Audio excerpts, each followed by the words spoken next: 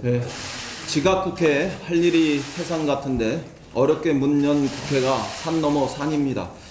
한국당과 바른미래당의 북한 어선 관련 국정조사 제출은 납득하기 어렵습니다.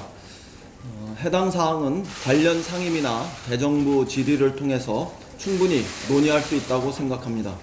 완전한 국회 정상화에 걸림돌이 되지 않기를 바랍니다.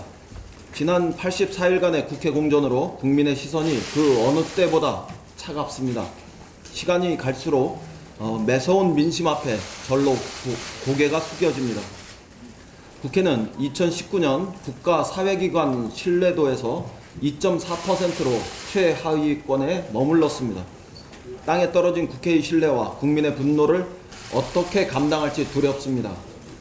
연중무휴 상시국회를 요구하는 국민이 무려 74.7%이고 국회의원의 무노동 무임금을 찬성하는 여론 역시 80%를 넘는 수준입니다. 국회는 일하라는 국민의 명령을 받들 책임과 또 사명이 있습니다.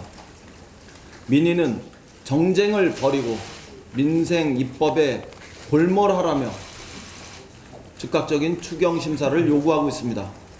지각 국회가 마땅히 부응해야 할 일입니다. 자유한국당은 국민의 뜻과 함께 할 것인지 다른 정쟁의 길을 선택할 것인지 다시 돌아봐야 할 때입니다. 국회가 불쾌지수가 높은 국민의 마음을 시원하게 해드렸으면 좋겠습니다. 내일부터 교섭단체 대표연설이 진행되고 또 다음 주 화요일, 수요일, 목요일은 대정부 질의가 예정되어 있습니다. 어느 정도 국회 정상화의 문턱을 거의 다 넘고 있다 이렇게 판단합니다. 마지막 남은 6월 임시국회 회기 기간 동안 전력을 다해서 민생 입법과 또 추경 예산을 챙길 수 있는 국회의 모습을 찾을 수 있기를 기대합니다. 일본 정부가 우리 반도체 산업에 경제 보복 조치를 취하고 있는 것 같아서 깊은 유감을 표합니다.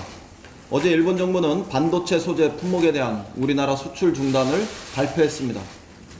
우리 법원의 일본 기업에 대한 강제동원 피해자 인정에 대한 보복 조치로 보입니다.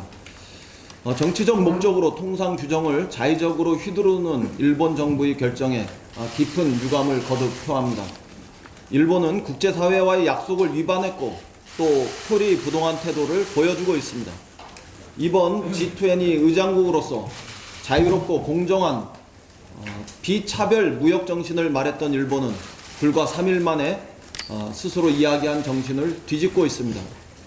2014년 중국과의 분쟁 당시에 중국의 히토류 수출 제한에 WTO를 찾아 중국의 규제 위반을 호소하고 또 승소 판결을 받은 기억을 일본은 잊지 말길 바랍니다.